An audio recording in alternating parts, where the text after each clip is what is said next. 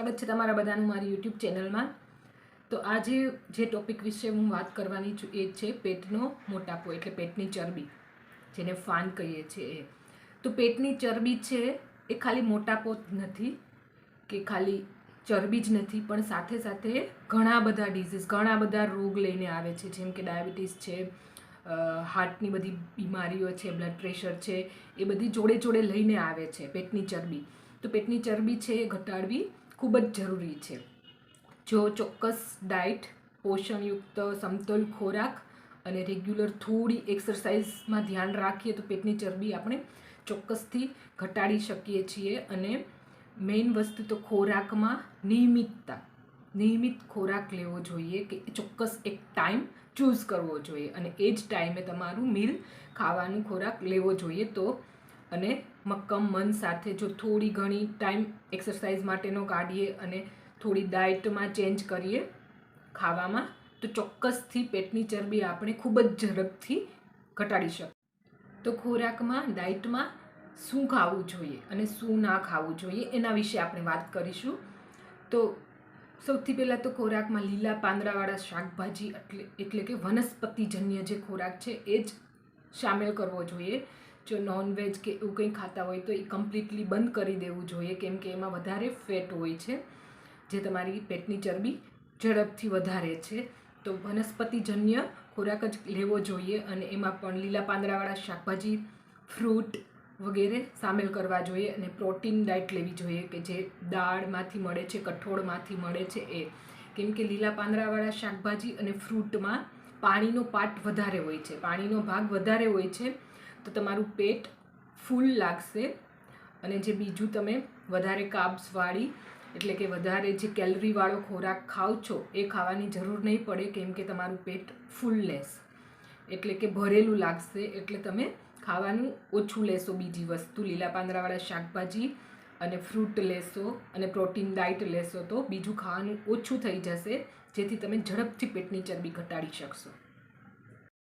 બીજું ખાવામાં એ ધ્યાન રાખવાનું છે, જો તમારે ખરેખર પેટની ચરબી ઘટાડવી છે તો જે પ્રોસેસ્ડ ફૂડ છે, જેમાં પ્રોસેસ થઈને ઉપરથી શુગર એડ કરવામાં આવે છે, એટલે ઉપરથી ખાંડ એડ કરવામાં આવે છે, એવા ખોરાક છે એ કમ્પ્લીટ બંધ કરી દેવા પડે, કેમ કે ઉપરથી જે શુગર એડ કરવામાં આવે છે એ ડાયરેક્ટ ફેટ છે। તો ડાયરેક્ટ ફેટ શું કરે છે? ડાયરેક્ટ ચરબી જ બને છે એની। તો ડાયરેક્ટ ફેટવાળો ખોરાક કમ્પ્લીટ બંધ કરી દેવો જોઈએ। જે પ્રોસેસ ફૂડ છે, જે પેકેજ ફૂડ છે, જે પેકેટમાં આવે છે એ કમ્પ્લીટ બંધ કરી દેવું પડે, તો તમે આસાનીથી બીજા સ્ટેપમાં તમે તમારી પેટની ચરબી ઘટાડી લેશો। ત્રીજી વસ્તુ એ છે કે તમારે ખોરાકમાં ફાઈબર, જેમાં ફાઈબર વધારે હોય એવો ખોરાક વધારે એડ કરવો પડશે। ફાઈબર તમારી પાચનમાં પણ મદદ કરશે અને સાથે સાથે પેટની ચરબી લૂઝ કરવામાં હેલ્પ કરશે, કેમ કે ચયાપચયની ક્રિયાને એકદમ એક્ટિવ બનાવશે, એટલે તમારું પાચન એકદમ ઝડપી થશે અને ચરબી ઘટાડવામાં મદદ કરશે। તો ફાઈબરયુક્ત ખોરાકમાં લીલા પાંદડાવાળા શાકભાજી, એપલ, કેળા બધું લઈ શકો છો તમે, પાલક। તો ફાઈબરવાળો ખોરાક વધારે લેશો તો તમારી મેટાબોલિઝમ છે એ બહુ જ એક્ટિવ થઈ જશે અને ચરબી ઘટાડવામાં હેલ્પ થશે। ચોથું કે હેલ્ધી ફેટવાળો ખોરાક છે એ ડાયટમાં સામેલ કરવો જોઈએ। હેલ્ધી ફેટ એટલે મોનોસેચ્યુરેટેડ ને પોલીસેચ્યુરેટેડ જે ફેટ હોય, જેને આપણે બે ટાઈપના ફેટ હોય છે, એક હેલ્ધી હોય છે અને એક નોન હેલ્ધી હોય છે, HDL ને LDL। તો જે હેલ્ધી ફેટવાળો ખોરાક છે એ ડાયટમાં, ખોરાકમાં વધારે સામેલ કરવો જોઈએ, તો તમારું જે ફેટની જરૂરિયાત છે બોડીને એ પણ પૂરી થઈ જશે અને ચરબી પણ નહીં વધે। તો એમાં શું આવશે કે જે અમુક ટાઈપના જે વેજીટેબલ ઓઇલ હોય છે એ આવશે, પછી નટ્સ એટલે કે ડ્રાય ફ્રૂટ ને વોલનટ ને એ આવશે। ડ્રાય ફ્રૂટમાં પણ હોય છે સારું ફેટ કહેવાય એ હોય છે, તો એ ખાઈને તમે તમારું ફેટની રિક્વાયરમેન્ટ પૂરી કરી લેશો અને ચરબી પણ ઘટાડી લેશો।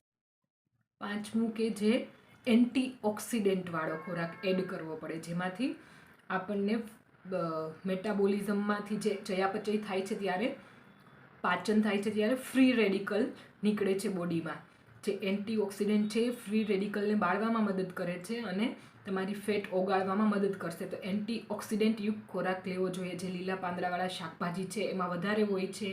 પછી ઘણા ફ્રૂટ હોય છે, એપલ છે, બ્લુબેરી છે, એવા બધામાં એન્ટીઓક્સિડન્ટ હોય છે. તો લીંબુ છે, સાઇટ્રસ ફૂડ્સ બધા એ પણ એન્ટીઓક્સિડન્ટ છે. તો એન્ટીઓક્સિડન્ટવાળો ખોરાક છે એ પણ તમારી ડાયટમાં સામેલ કરવો જોઈએ. અને છઠ્ઠી વાત એ છે કે તમારે વધારેમાં વધારે બની શકે એટલું પાણી લેવું જોઈએ. કેમ કે પાણી છે એ આપણા શરીરમાંથી ટોક્સિન્સને બહાર કાઢે છે. જે વધારાના ઝેરી તત્વ કહેવાય એ બહાર કાઢે છે. અને મેટાબોલિઝમમાં, ડાયજેશનમાં પણ પાણીની ખૂબ જ રિક્વાયરમેન્ટ હોય છે. જો સરખી રીતે ડાયજેશન કરવું હોય, પાચન કરવું હોય તો પાણી ખૂબ જ જરૂરી છે. પાચનમાં પણ મદદ કરે છે. તો વધારેમાં વધારે પાણી પીવું જોઈએ. તો પણ પેટની ચરબી ઓગાળવામાં હેલ્પ થશે.